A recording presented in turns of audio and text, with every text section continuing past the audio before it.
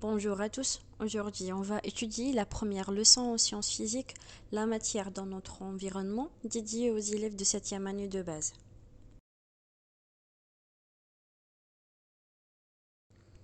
Dans cette vidéo, on va expliquer trois parties.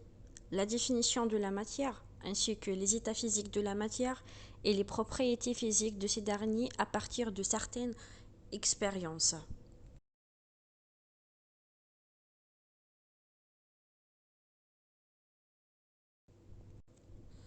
Nous commençons par l'explication des objets qui nous entourent. En fait, tous les objets ainsi que nos corps font partie de ces objets qui nous entourent. C'est pour cela on définit la matière en disant qu'elle constitue les objets palpables, les êtres vivants qui nous entourent et nos corps. En fait, en physique, la matière est ce qui compose tout corps. On peut observer et distinguer les propriétés physiques de la matière avec nos cinq sens, la vision, l'audition, le toucher, l'odorat et le goût. L'utilisation de nos cinq sens pour distinguer les propriétés physiques de la matière nous mène bien à conclure que les objets se diffèrent les uns les autres par la forme, le couleur, la taille, l'odeur et l'aspect. Donc, on peut conclure qu'on a deux sortes ou deux types des objets. On a les objets matériels et les objets non matériels qu'on va l'expliquer. Les objets matériels sont ceux qui se trouvent autour de nous sous forme de corps qu'on peut toucher. Prenons l'exemple de la boîte d'eau, un verre d'eau et la corde. Les objets non matériels sont ceux qui ne sont pas visibles et qui sont variables.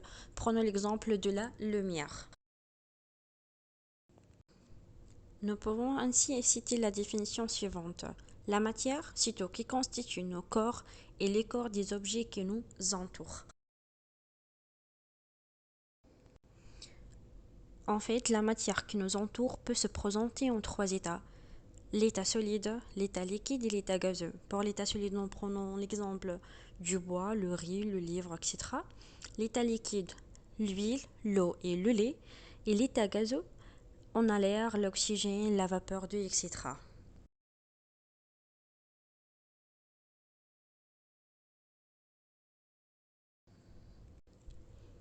Maintenant, on va bien étudier les états physiques de la matière à partir des expériences bien précises.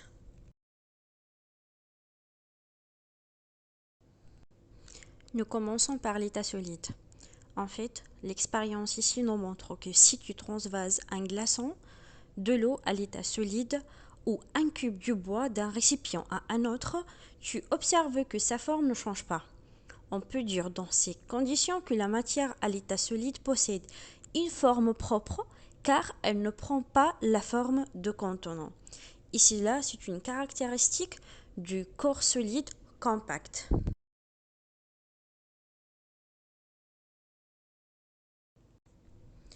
Alors qu'en prenant l'exemple du sable, nous remarquons que le sable prend la forme de chaque récipient. C'est un solide non compact.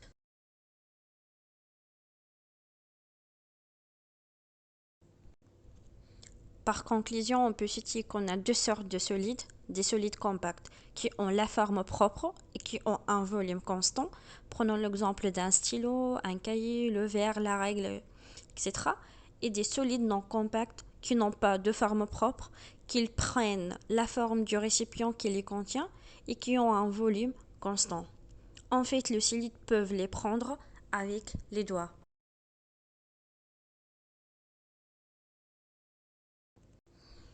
Les corps solides peuvent être saisis par les doigts et sont divisés en deux parties en fait. Corps solide compact se compose d'un seul groupe cohésif parmi eux et a une forme propre qui le conserve comme le sac, le livre et le cahier comme on a cité déjà. Le corps solide non compact, il se compose de plusieurs pièces prenant la forme du récipient placé dedans et n'a donc aucune forme propre les distingue. Leur surface libre n'est pas plane ou horizontale comme le sable et la farine.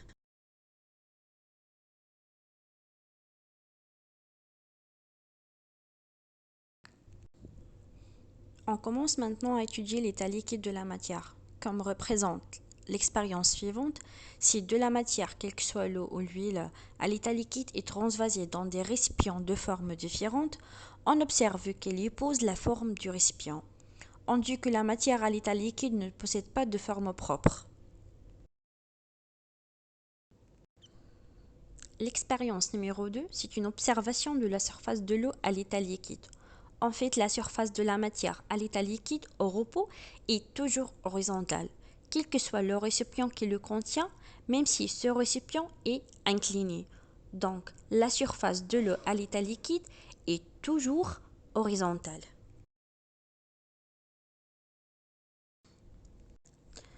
L'expérience 3, c'est une observation de volume occupé par de la matière à l'état liquide. En fait, si tu bouches la seringue avec ton doigt, tu n'arriveras ni à réduire le volume de la matière en poussant le piston, ni à augmenter son volume en le tirant.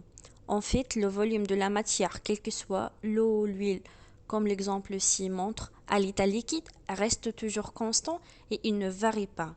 On dit alors que la matière à l'état liquide est incompressible. On dit aussi qu'elle possède un volume propre.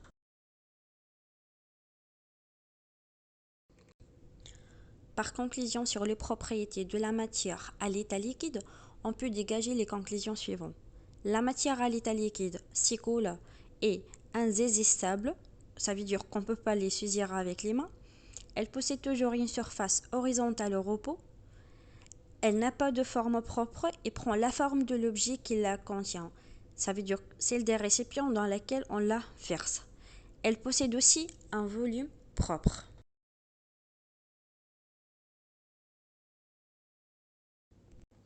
Pour étudier les caractéristiques de la matière à l'état gazeux, l'expérience suivante nous montre l'observation de la forme qui prend la matière à l'état gazeux et du volume occupé.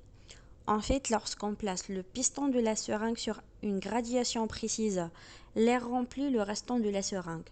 Il n'a pas de forme propre.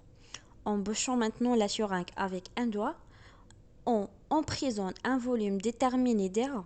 On peut ensuite déplacer le piston de la seringue afin de diminuer le volume de l'air ou, au contraire, afin de l'augmenter. On dit que l'air est compressible et expansible. Il ne possède donc pas de volume propre.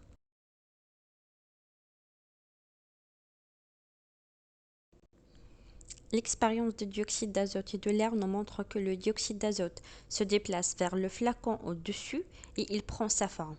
En fait, l'air et le dioxyde d'azote, on ne peut pas les prendre avec les doigts. Donc, nous finissons par la conclusion suivante.